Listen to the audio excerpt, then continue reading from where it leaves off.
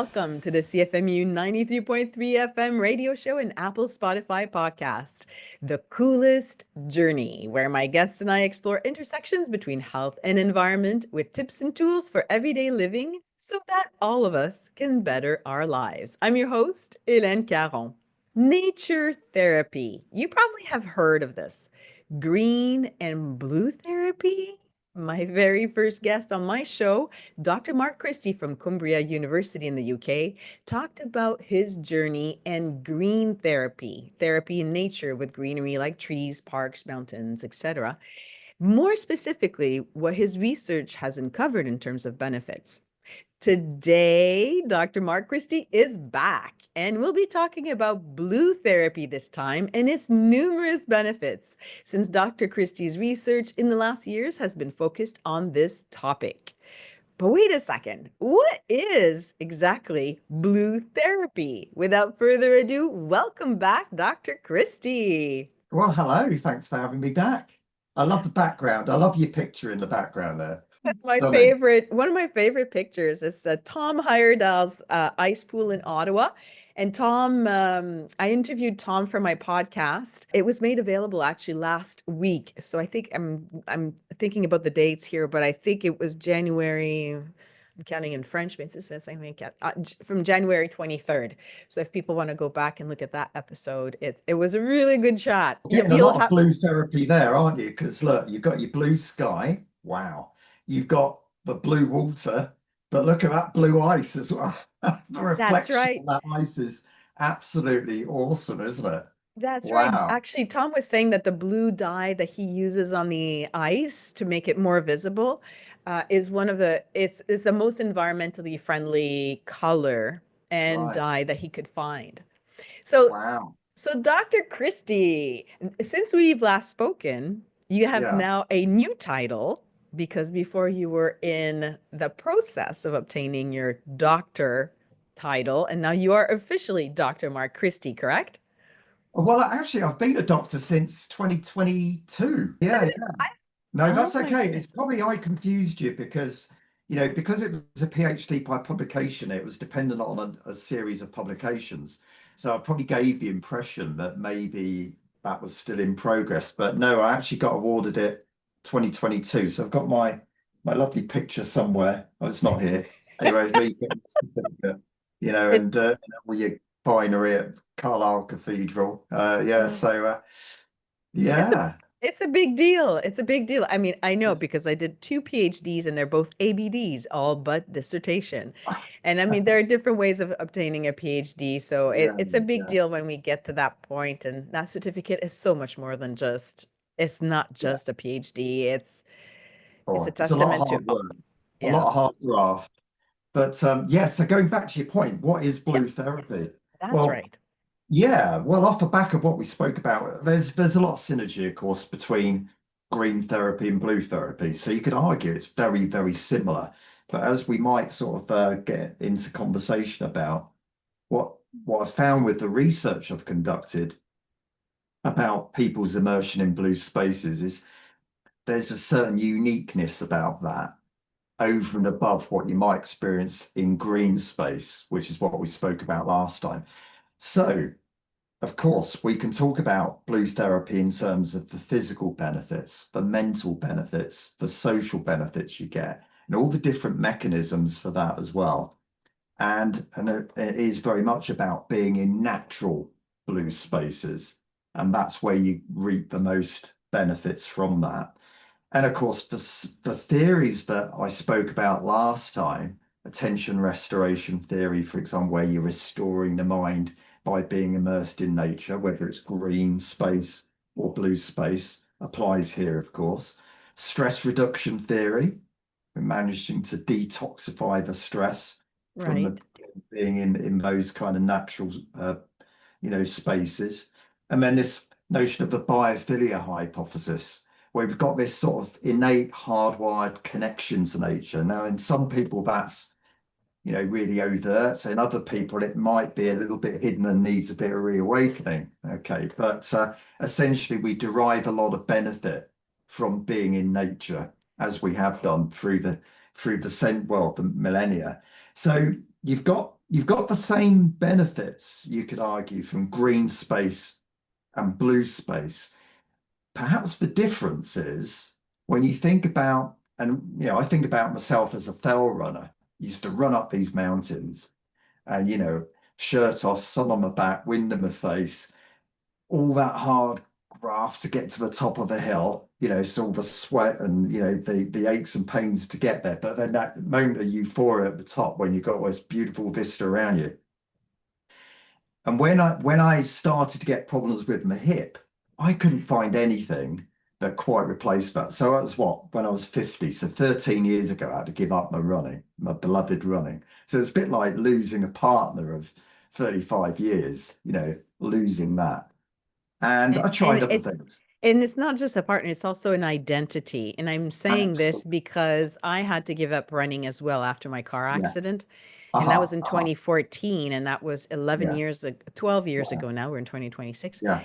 And I was trail running Mm. every week, right? And it's part of how we identify. That's how we meet people. Mm. That's it's not just the runner's high. It's No, who we are. who And so we when we are. lose that, like for you with your hip, and you lose the ability to go Mm. up that mountain, with Yeah. your without your shirt and feeling the sun Yeah. on you, it's not just the activity, it's the identification that we lose, and that can be very disturbing, very Yeah. shaky for us as well to go through those periods of time until we find another way to cope. And so for you, did you turn to blue therapy? Well, bit of a convoluted journey to that, but you're absolutely right. You feel bereft, don't you? And what worked for you to de-stress, coming back to some of those theories about attention restoration, stress reduction. I did notice in that period after having to give it up, it's strange things like you see a runner going down the road or and you get quite jealous about it. I can't do that anymore. So that was stressful. But just the very fact I couldn't do those things, again, there was a massive dent to your confidence, all sorts of things. Psychologically, it really did knock you for six. So your equilibrium, if you like, your psychological equilibrium was not quite where it was.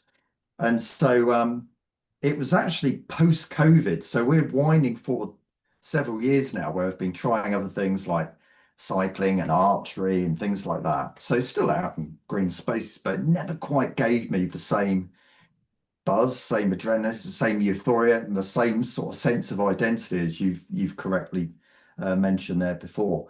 Um, and then, yeah, post-COVID, I started. I mean, I've always been a swimmer, indoor pools, but I thought, because there was a bit of a trend, wasn't there? Everyone started to get into open water. Certainly in the UK, it became a big thing, and I'm sure it did in other parts of the world.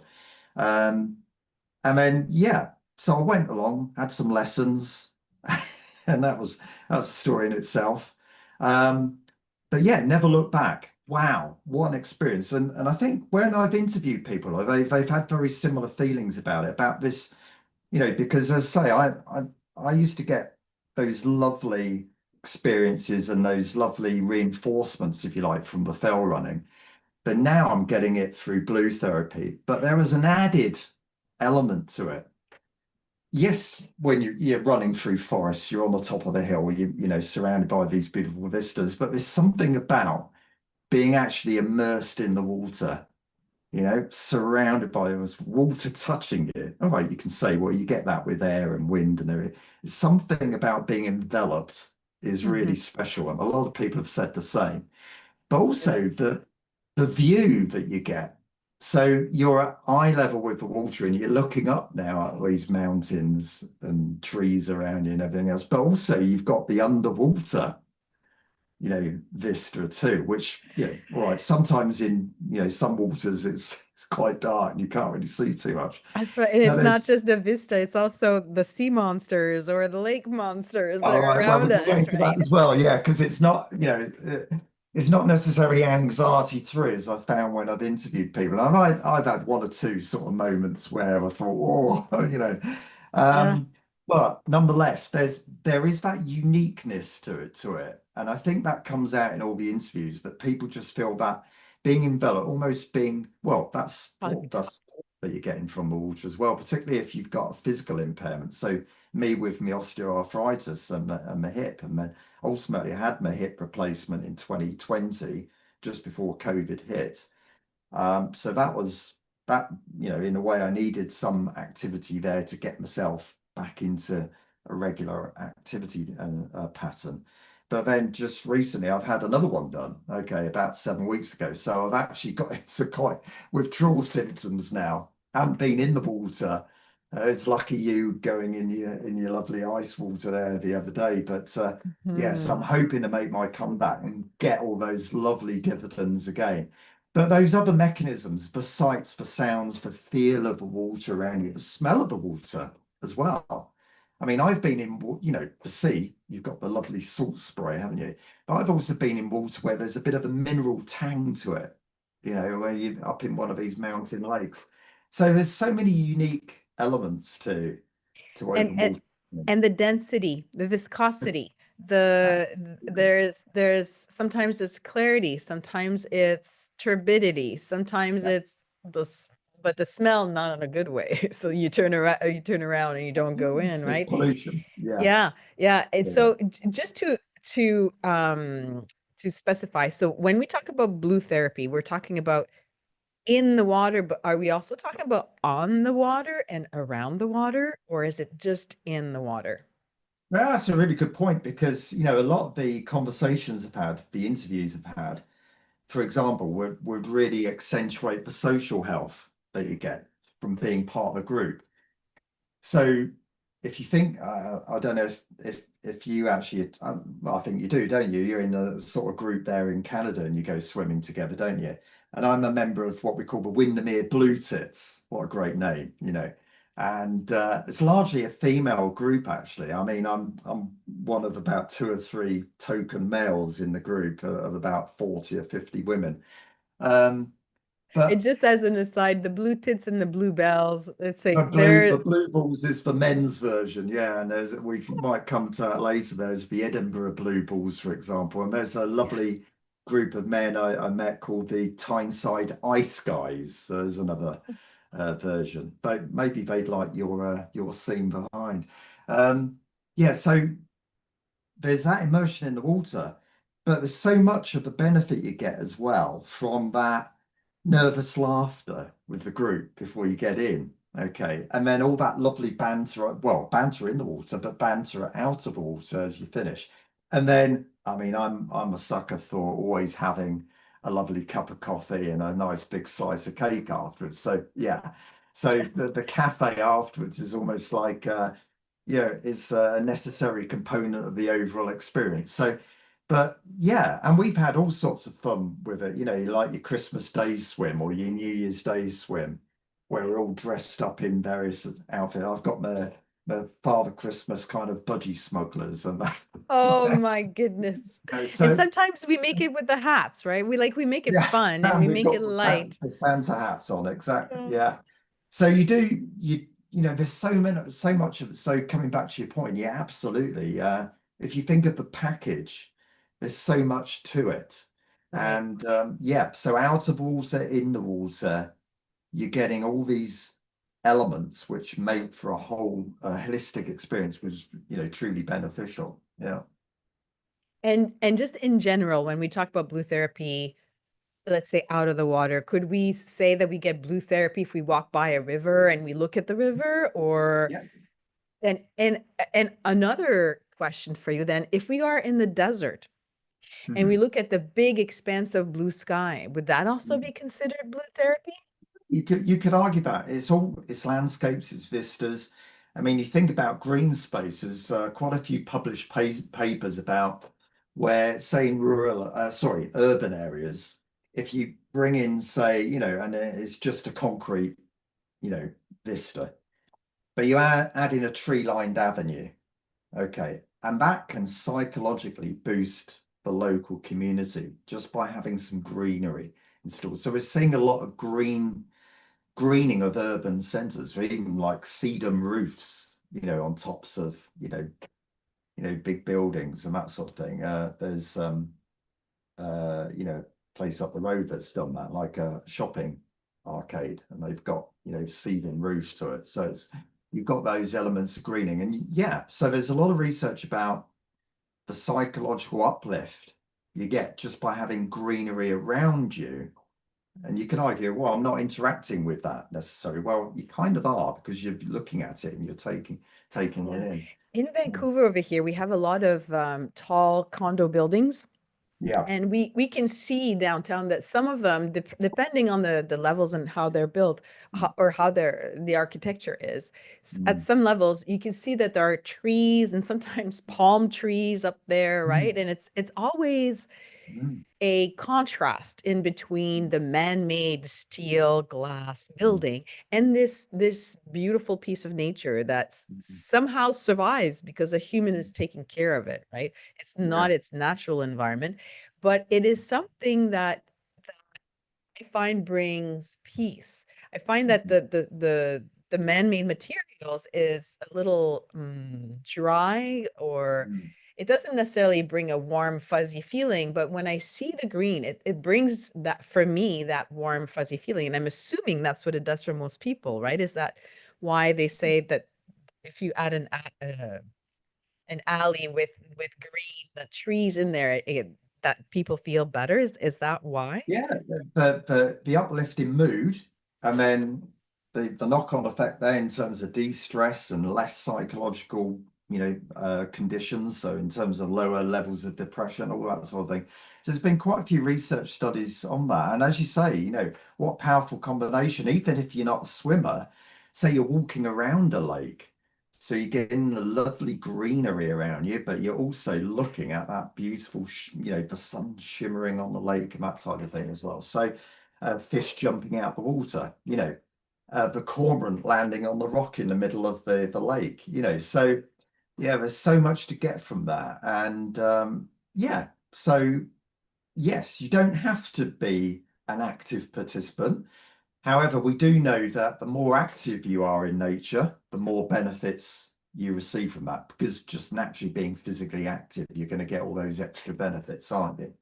And Mm. then, of course, with you know swimming, outdoor swimming, of course, then you're getting all into that physiology and the psychology of being immersed in what we call cold water, because naturally, natural bodies of water are typically quite cold. It's not like your indoor swimming pool, which is what, 28 to 30 degrees Oh, centigrade. yeah. You look, I don't know yeah, how warm they are where you are, Dr. Christie, but over here they would be about 24, 25 for recreational. For more competitive training pools, they could be at 22, sometimes 23, but rarely, because at 22, it's already a little warm. And 21, 20, 21, sometimes 19. And if you can find a 19-degree pool, you know that that's a good, like you can yeah. really work hard in that pool and not overheat, which is the problem with the 22, 23, 25, 28 is way too hot. You can't, Oh, you, I don't like it. I mean, I go back to an no. indoor pool very, very rarely now. But when I do, I think, oh, I don't like this. And it's Mhm. strange actually. I've never had cramp outdoor swimming in a lake, in the sea, whatever. The only time I ever had cramp in my calf was in an indoor pool. It was 28 degrees centigrade. So yeah, Yeah, I was too dehydrated doing a mile swim in an indoor pool. So and there's yeah. something to be said about the water as well in a pool versus outdoor swimming. I find the Mm. water in a pool is dead. But when we're Mm. outside swimming, there's something alive in that water and we can Mm. feel it. Mm. And Mm. someone has once told me, yeah, of course it's alive. It's got some bacteria. You're gonna die from it. I'm like, oh my goodness. Mm. No, no, no. I'm still alive to talk about it. But the chlorine that's a cancer causing agent, and we know that. Yeah. We have to find a better way of keeping our waters clean in pools. But Yeah. when I'm back in that water, like you, actually, we had 2 days where sewers were overflowing here in Vancouver, so that Yeah. affects the water quality. I was Yeah. in the pool, sure enough, like you, big calf cramping, and within, I don't know, a lap or two. So coming back to open water swimming, I think the benefits are multiple, right? Who knows what we're getting from the water? I'm going to just say it's multiple benefits, not just some type of bacteria and germs. You were talking about before how there's that pressure of the water on us, right? That's the hydrostatic pressure. Mm, And I mean, physiologically, it helps with the blood circulation, lymphatic fluids, and all of this. But really, from an emotional point of view, or I don't want to say psychological, but I feel like it's an embrace. The mm, ocean, and for me, I'm in the ocean, but it would be the same thing in a lake. The water is embracing me. It's making me float. It's mm, supporting me, right? And mm. I've had that conversation so many times. It feels like I'm back in Mother Earth's womb, Yeah.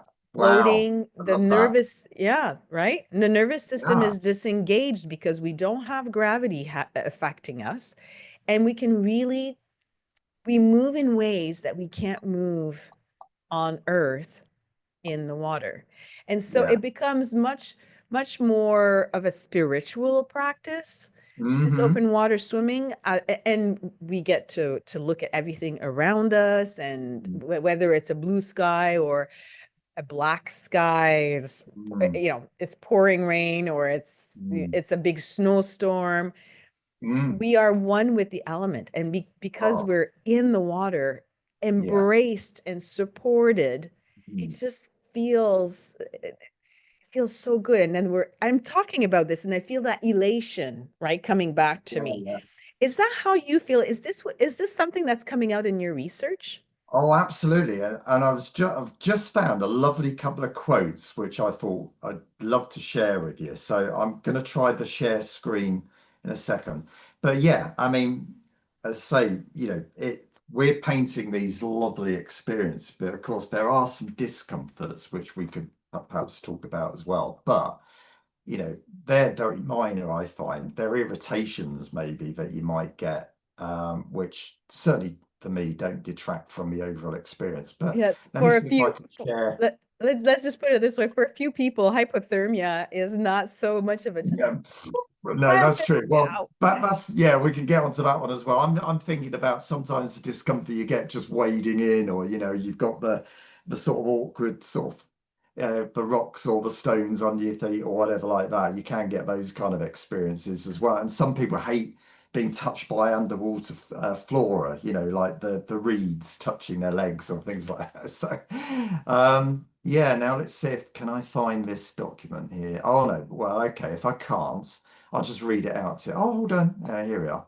Here we go. Let's just, I And don't know and if just it's, and just for people listening to our interview, either as a podcast on Spotify or Apple or at the CFMU radio show, please know that we'll try and make this recording available on YouTube as a podcast so that you can see what Dr. Christie is sharing on his screen.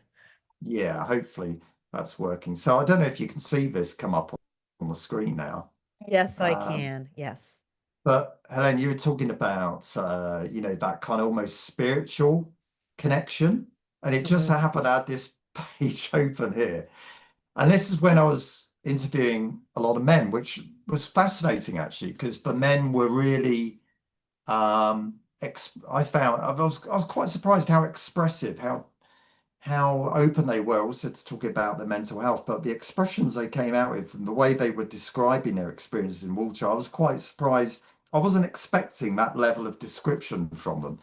But several swimmers here noted a spiritual connection, especially when swimming solo. That's an interesting point itself. We was just talking about the group benefits, but some people just like to be on their own, and you can argue perhaps you get more of an acute connection with nature that way as well. So Alex, despite not being religious, describes sunrise swims as deeply moving. I do early morning swims through the summer and standing in the sea watching the sun come up. It's unbelievable. You can't replicate that in any other way. And then let's have a look. We've got here Ben found open water swimming enhanced his mindfulness and deepened his connection to nature, especially when dipping. So not necessarily swimming, he was just going and wading in and just dipping. In comparing it to running, he discovered, as with many others, that the immersive quality of water's embrace offered unique and grounding holistic experiences, reinforcing attachment to open water. Whilst Isaac appreciated the chance to connect with his own faith, when I do underwater breaststroke, I see my hands shooting forward into a whole new world. It's almost an unknowing, and I love that feeling. There's all that sensory side, but in the relaxing, meditative moments, it's a prayerful place. It's a connection with God. And so I pray or just meditate, have that stillness. For me, there is that spiritual connection. I mean, you've got Toby here, who admitted he had no faith. Nothing wrong with that, of course. But he could understand how other people could, drawing upon his own experiences of water immersion. When you do get in the water, your mind just empties, and it's that connection. I'm not a religious person, but you sort of think there's got to be something else out there somewhere. I mean, I just love this one from Adrian, who likened his immersion in water to a Zen-like mindfulness and a pure existence. It means a lot. It's like a fine gemstone. Look, just listen to these words he came out. It's unbelievable. It's like a fine gemstone that provides luster, color, attraction, pizzazz. It's not the everything because we have lives to live with, multiple challenges, multiple glories, but it's something pure and seminal, an innate part of us as humans. Comes back to that biophilia hypothesis we spoke at the start. That pure existence. That's what its meaning is, kind of the basics of life, because you're in that moment just alive. You're an organism, the same as every other organism surrounding your body, no different. And then I think he elaborates a little bit more. He contrasted the act of swimming with floating, finding deeper meaning in the latter. And we've probably all done this, just had those moments where we just literally just let ourselves flop and float. Same environment, almost exactly the same activity, but a different experience. It's that purity of being, mindfulness, aspect of being held and suspended in the water as a floating organism that is the most meaning for me. Hmm. Anyway, I'll And and stop there. and that is part of one of your published research studies, correct? Hmm. Yeah, so that's well, actually, this one is out for review at the moment. So it's a study on men. I mean, it's been with a reviewer for about Hmm. 9 months, but unfortunately, it seems to be the case these days that it takes almost a year to get the reviewer's comments back. It's just crazy, but various reasons for it. But I think all academics are slightly frustrated at the moment with the speed of getting journals published. Yeah, well, Um, let's assume it does go through and well, it it would will. be published. So this Yeah, is this would I can always find the link actually because yeah. I follow you on Mm. I think it's academia.e something something. I can't remember. There's a number of sites that where we can follow your Mm. publications, including Yeah. your own bio profile at the university. So Yes. we can always look it up there. But I'm surprised at how eloquent the Wow. Yeah. responses were. Mm. Wow. I mean, it's amazing. As I say, I wasn't expecting it. And actually, the men going back to that study, so not just getting those lovely comments about that almost spiritualness, the mindfulness element coming through in their descriptions there, but there's also this very, very strong sense of joining a group as well that was giving them the mental health dividends. But the trigger for that was being supported socially and that connection with other people. And that came through much more clearly, the mental health dividends, than it did when I was interviewing the women. Now, women actually, by consequence, you could argue, were getting the mental health benefits from the social activity. And the social activity was really accentuated there, but more from a fun perspective, just having the joy, the laughter, the fun, that wrapped around a swim. So by dint of that, they were actually getting the mental health benefits. Now, the men who were joining these men's groups, like the Edinburgh Blue Balls and the Tyneside Ice Guys, they're actually seeking out that kind of social support to open up, talk about, the pressures they were facing in their own personal lives. And that came through really clearly. And there's a couple of photos I've got here, which be nice to share with the audience again. So I went up and interviewed a group up in Edinburgh. As I say, they're called the Edinburgh Blue Bulls. So they meet at Portobello Beach on a Sunday morning. It's 9 o'clock in the morning. So I got there about 20, half past eight, 20 to nine. And I just started, just talking to one or two people. And I was conscious as I was having a chat with these guys, but there are more and more people turning up. And by the time it got to 9 o'clock, there was about 50 or 60 of these guys turned up Un for this swim. This is And unbelievable. This isn't it you've got amazing? quite a Yeah, large crowd. This is, yeah. and I'm For a saying this group, because most of the people that I see in the water, most of them are women, not women. men. Exactly. And you're right to say that, actually. I don't know what it's like in Canada, but here in the UK, it's probably only 25% of men open water swim in terms of the overall, participation numbers. 75% of that open water swimming population tend to be women. So it's about, 3 to 1 in terms of, the split. Um, But here's a group that was set up ostensibly for men with a mental health objective behind it as well. So they turn up at 9 o'clock and there's this group photo. Everyone sort of, derobes, gets into whether they're wearing, board shorts or speedos, whatever. And then there's this moment where they have this big group picture. And then I'll show you this other one. There's this moment where then it's, they wade in together as one, and that's deliberately done, but it's done that we're all here to support us, each other.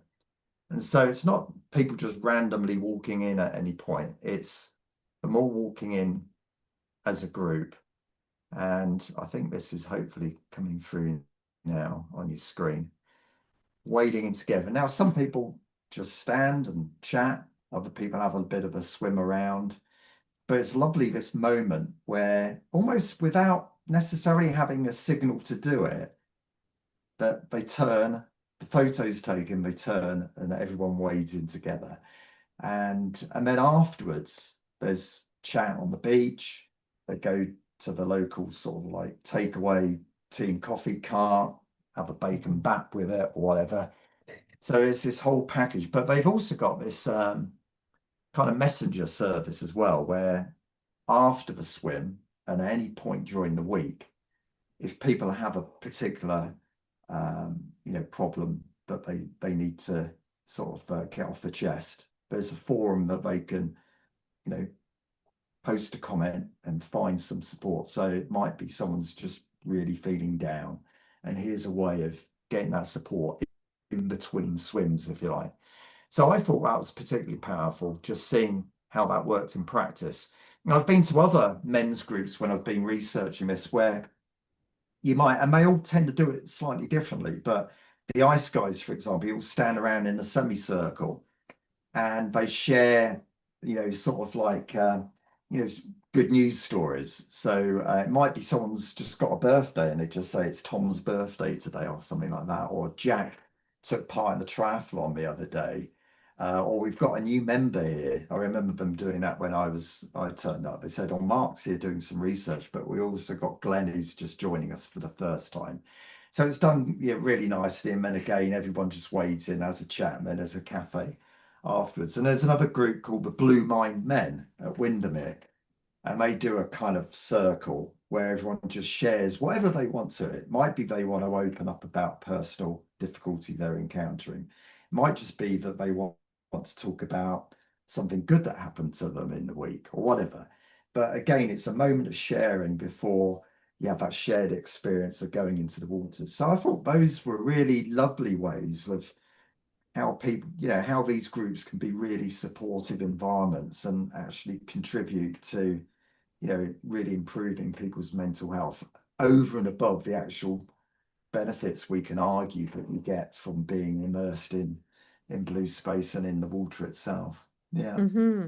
Because powerful stuff. the water itself has mood boosting Mm, benefits, whether mm, we're in a group or mm, going solo. mm, So it's the added community socialization. It's just another level up. Now, Mm. many of us do this every day, Mm. going in the water. And I think Yes. that's why we do it, so that every day we get that reset and we get that boost of feeling good without Mm. necessarily having to go for an hour run, right? It's just a Mm. different way of doing it. Um, with these groups, it's I don't know if they go every day, but it's nice for them to have that extra support during the day when they have to face things that, Mm. whether it's internal or external Mm. turmoil, that they have a group to rely on. That's really beautiful. Now Yeah, you've I been, must admit, I do love group swims, but there are times when, and you might be the same then, where it's quite nice actually not to have to be thinking about conversation.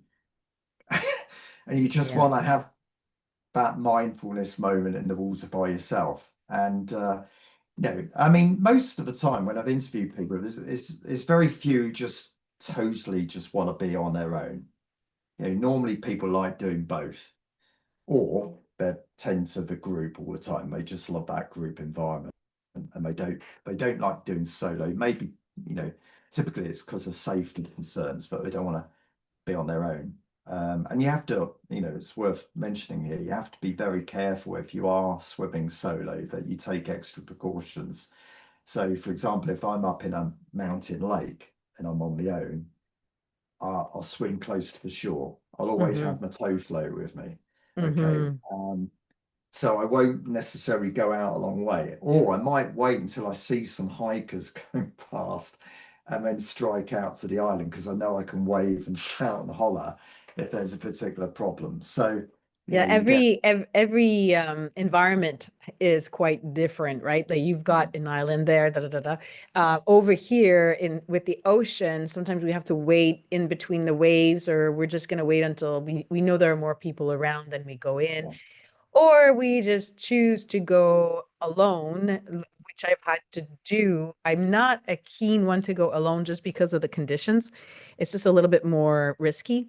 So I always tell people, if you're going to go alone, try and stick to the shore. Make sure you have yeah, emergency phone number on your tow float. mm, Use either Strava for sending a beacon. So basically, someone else is following you exactly where you are. Maybe yeah, someone else is following you on Google Maps.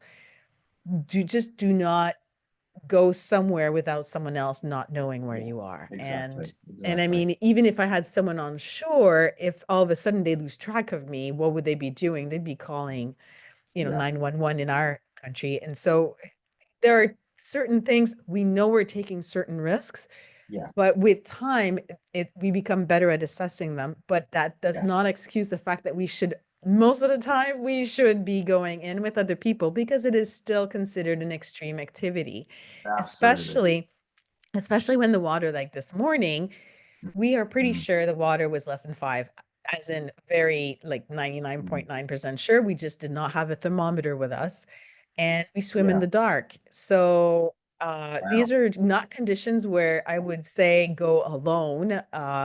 You know, I got out when my partner was getting ready to leave. Yeah, So I was not going to be staying in the water under those conditions. That there yeah. are We get used to certain things, but it's it's never an excuse for not being safe, basically. Absolutely, yeah. And the other times I've tended to go swimming solo is where I might be on a fairly busy beach. So, there's people around. There's other people on the water, whether in kayaks or on paddle boards.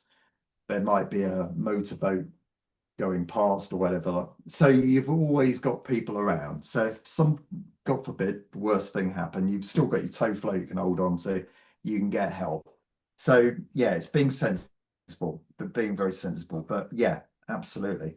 Gosh, there's so much we can talk about. But I I was mean, you just just gonna say, mentioned I that was just gonna say, wonderful. we're running short on time here because I know I we know, but have I was to just going to say, go. you mentioned one other element there, the night swims.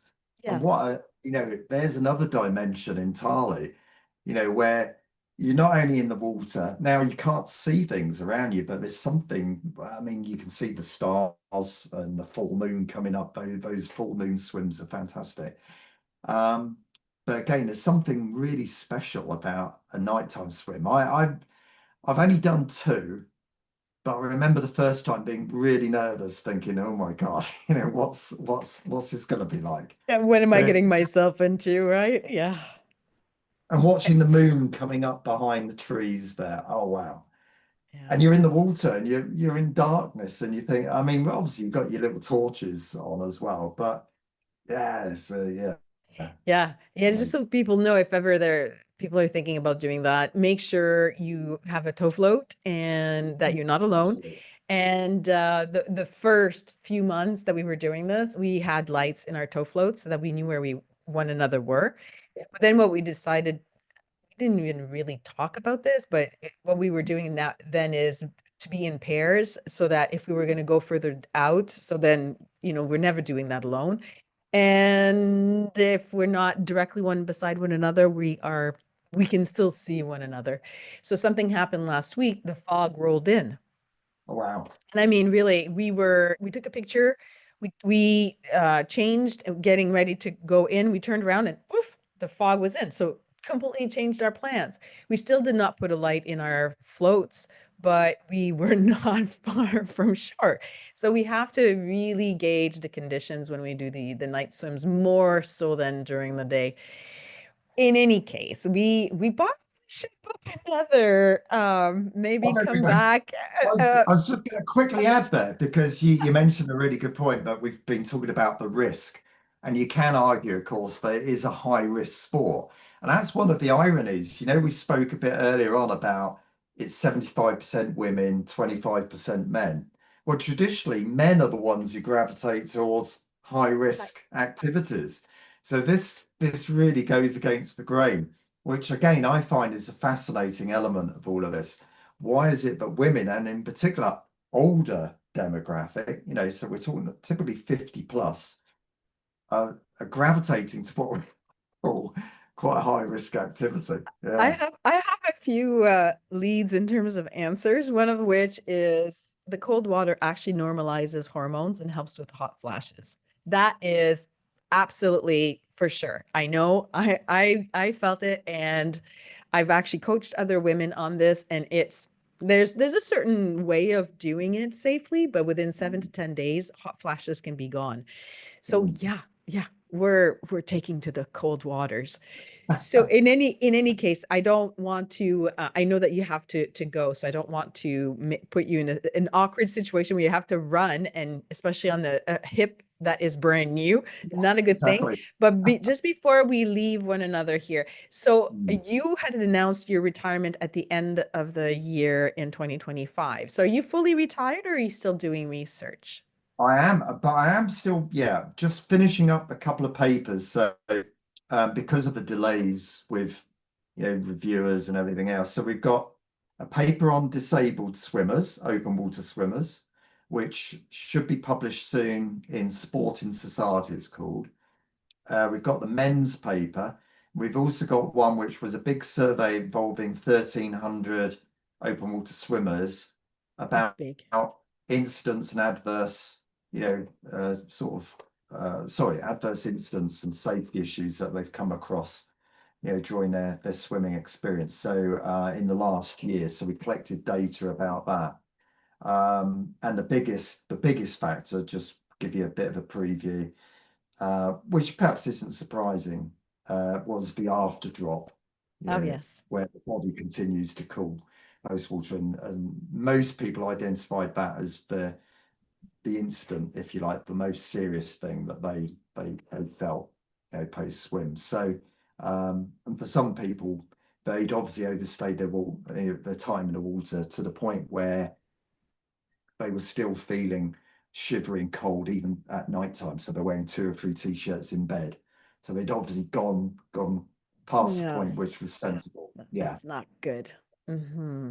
Not Mm-hmm. good. But we could talk about that another time after drop and Uh, yeah, yeah, yeah, yeah. So, but sort of. basically, you are officially retired then, apart from the I am left. officially retired. So yes, three more papers to come. And that will make in total, I probably would have published about 10 or 11 studies on outdoor swimming. Yeah, open water swimming. Yeah. Fabulous. Well, So that's good. You're leaving quite a beautiful heritage, and for someone else to pick those studies up in the topic Hopefully. and hopefully Mm, keep expanding on it. Now, we will mm. see you in the water, right? You will continue Yeah, swimming. yeah. I've got to get to Canada. I want to go in there where you are. I know. So this is in Ottawa. So don't get me wrong. Canada's a big country. I know. This Yeah. pool that I have in the background, that is about 5 to 5.5 hours plane ride away from me in Vancouver. Oh, wow. Oh, Yeah, my in goodness. Vancouver, you get the palm trees. I keep joking about it because the palm trees are not looking very good. They're a little yellow because No. it is cold, but we do have palm trees over here, and it's balmier weather than the rest of the country. But we have the Pacific Ocean, so you get a little bit of everything in this country. But yes, please do come to Canada, and Oh, I'm hoping to go to the UK as well. I oh, was hoping to go this year, but it's probably going to be next year. Yes, yes. great. Or I do karate and swimming, so I've got some Wow. karate stuff Wow. that's going to be coming up. So I'll let you know for sure when I'm there because I would love to meet you in person and to go for a swim together. That would be pretty cool. Yeah, and that's one other thing. This would be my final thought then to other people if because sometimes you go on holiday, even even like a staycation in your own country, and it's amazing how receptive. I don't know any other kind of sport which you can just talk to a Facebook group in an area that you're visiting, and they say, "Yeah, come on along, come and join us for a swim." And the only problem I find is that they tend to be these crazy people who want to swim at 8 in the morning or 7:30 in the morning. I'm going, why not 10 o'clock, But anyway, Eight but o'clock in the you morning. can always find swimmers. Just so you know, we swim at about 5:30 in the summer. 5:15, 5:30 in the morning. What? Oh, I know, we're pretty dedicated. Oh, oh Oh, dear. Don't do that to me goodness. if I come to Canada, will you? Yeah, come to Canada. We swim early. Actually, come to Canada, and as soon as you get here, swim early because you'll be on jet lag and it won't feel like it's that early. Yeah, yeah. Oh my goodness. Oh Well, well. thank you so much, Dr. Mark Christie, for generously spending your time with me today. It's such an honor to have you on the show. For our listeners, if winter or ice open water swimming is on your radar or just open water swimming, I invite you to join local groups. Search online. Facebook has many, many communities. Learn about your environment, the water characteristics like quality, currents, temperature, conditions, and more. And I've got some videos that are coming up on the Coolest Journey YouTube channel regarding all of this and how to evaluate if it's a go or no go day for swimming. Mm. You definitely, definitely want to know what you're going to be getting yourself into. So thank you everyone for listening and or watching because this will be on YouTube as well. And thank you, Dr. Christie, once again. So now I look forward to our next chat. You're going to be more available now that you're fully retired. So thank you. Wishing everyone health, energy, and the coolest journey of your life. Bye, everyone. Bye.